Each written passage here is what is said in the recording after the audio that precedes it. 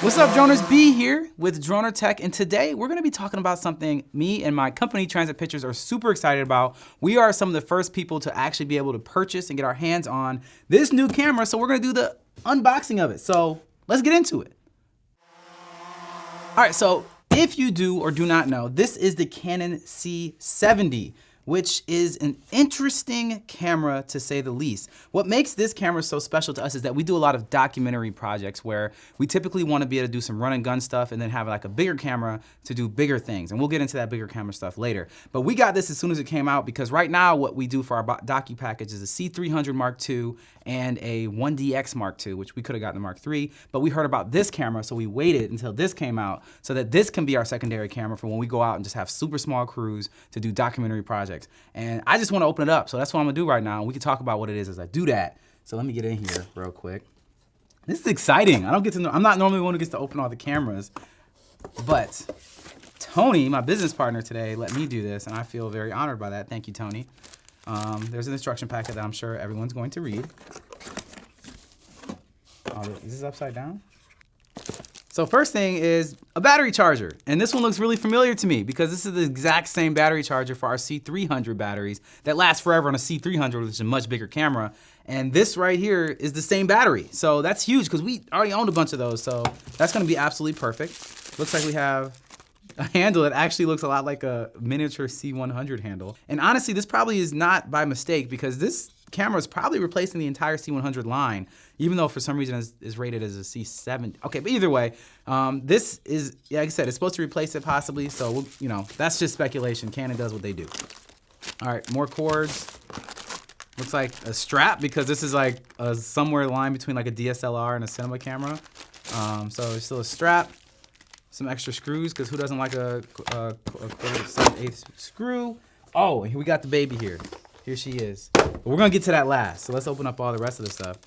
I think this, yep, like I said, this is the BP-A A30 with a little bit of charge on it. Battery, this is the small version of it. There's bigger ones too. We have a bunch of those. This looks like, oh, this is the shock mount for the, what's it called, for the mic, which is very well protected in here. So actually, this is the exact same mic shock mount for the C300 Mark III, because we just got one of those as well. So that looks familiar. More chargy stuff. And here it is, guys. I'm the first one to touch it. This right here is the C70. And wow, it feels like really familiar and foreign at the same exact time. All right, so right out the box, so the first thing you notice is that like all of the buttons here are very reminiscent of the other Canon C100 or the Cinema series cameras, but they're all compact. It feels like everything is here. It looks like all the buttons you normally would have are still in the same spot, but it's way more compact. And another thing is there's more added here. Is like you see these two inputs here. These two inputs right here are actually the inputs for XLR, but you don't recognize this as regular XLR. These are mini XLR. But what I love about this is that these are actually on the camera body instead of on the handle, like it was on the C100 series and the original C300 Mark I and Mark II series. It was on the handle, but for the C300 Mark III series, they actually put it back on the body, which is very helpful because you don't always want to have the handle on the body depending on how you're building the camera.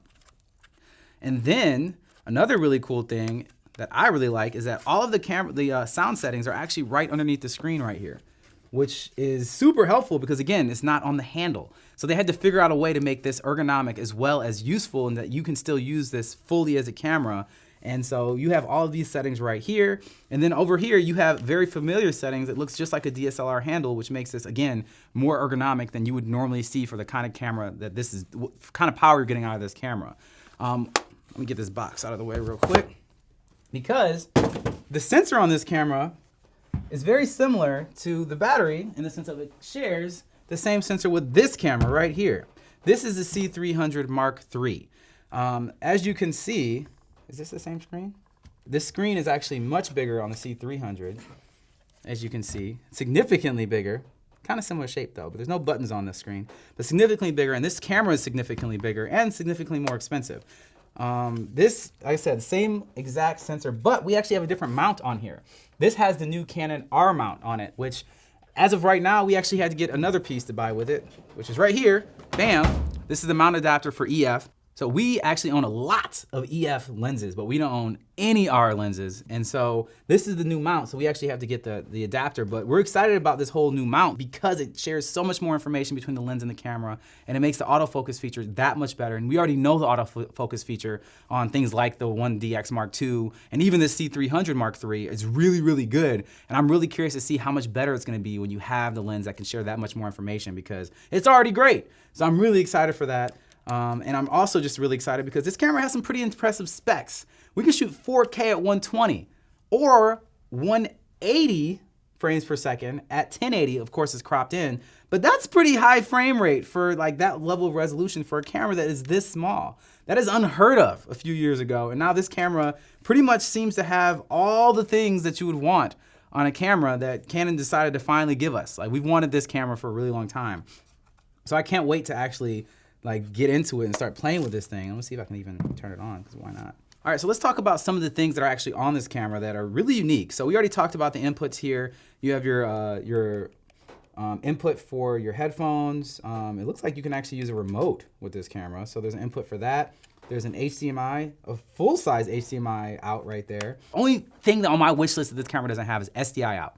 If this had SDI out, then I would just be like, this is it. This is the camera, like the camera for all cameras. But you know, Canon just can't do that. They have to just do what they want. So it looks like we have a USB-C port right here, and as well as a mic. It looks like we have an 1/8" mic in here as well. And I already talked to you guys about these. These are the two inputs. We have internal ND. So that's how you adjust it right there. Obviously the white balance and focus is over there. And then what I think is really cool is that there's a time code input. So if you have a bunch of these and you're trying to like jam this to other bigger cameras, no problem. For bigger shows, this camera's gonna be able to do that. My company currently has 4 C100s and we could not jam time code to them because there's no input for that. But this camera, bam, right there. Time code input, so we can jam the camera together with other bigger cameras or with other cameras that are the same size. And then here we are right here with the, these take SD cards, but they take the high speed SD cards. They'll take a regular SD card too, but what's the point? You're gonna be missing out on most of the quality of what you want from this camera. So we got these high-speed SD cards that we're waiting on because they're hard to get right now and expensive, but worth it. So we're really excited for that. So this camera actually has one other feature that makes it very special for the type of filming that we're being asked to do more and more these days, is a lot of people are wanting to film for phones. They want vertical filming. So like we still, obviously you could turn in the camera on its side, but it becomes much more difficult to use. But this camera, actually, it flips the whole display every time you flip it. So if you flip it on its side, the whole display, the camera is set up to be able to do that kind of filming because, well, it's future focused. A lot of people are watching a lot of their media on their phones. So we should be able to film high quality content for those phones that do have displays that can handle the high quality content. So here we have it. A camera that has a flipping display that also still has the same sensor as this professional cinema level camera. And I think that's really dope. So how much is it gonna cost you? A good question. This camera all in right here, what I'm holding is $5,500.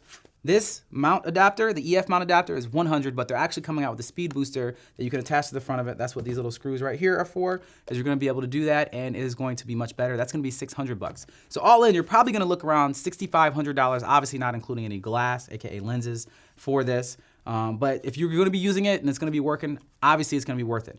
But for comparison purposes, if you look at this, the C300 Mark III with this V-mount on the back of it and all the things that we had to get with it, it was actually around $15,000 for that. So if you wanna look at, you know, what's worth your money, depending on what you're doing, you might wanna be looking at this because it's pretty much half the price. And even to give you more perspective on the price of this camera and how it's coming out right now, way back when we first started the company 5 years ago, we bought the Canon C100 Mark I.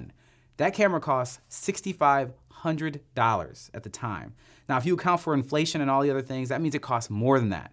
But this camera right now, which does so much more and is so much smaller, $5,500 plus all the accessories, $6,500, which means this camera actually costs less and does more than that camera did when it came out, which hurts my soul, but this is what technology does to us anyway. And it's actually really good to see Canon finally catching up with all the competitors like Panasonic and Sony, and being able to say like, here's our ergonomic small form factor camera that can do all the things that all the other cameras can do on the market, and then some, And I'm really excited to see what this ends up looking like, because obviously it also does have, really important to note, that this does have C-Log 2, which makes it so you can match this to any other Canon camera that has C-Log 2, as well as, because it's log, you can match it to the Dronrs and other kind of things like that on the color matching side of things. But I'm really excited just to see what it looks like right out of the camera, because I'm just a nerd like that. But either way, this is really cool and you guys should check it out. What do you guys think? Tell me in the comments. All right, Droners, thank you guys so much for checking out this camera version of this. I couldn't help it. We bought the camera and we're like, why wouldn't we do an unboxing? And I'm really excited we did it, because this is a really cool camera. And if you want to see more camera stuff, it's normally drone camera stuff, more camera stuff, check us out. Subscribe, holla at us. And I want you to do something, even though it feels weird today, but I always want you to do this. Make sure that you stay fly.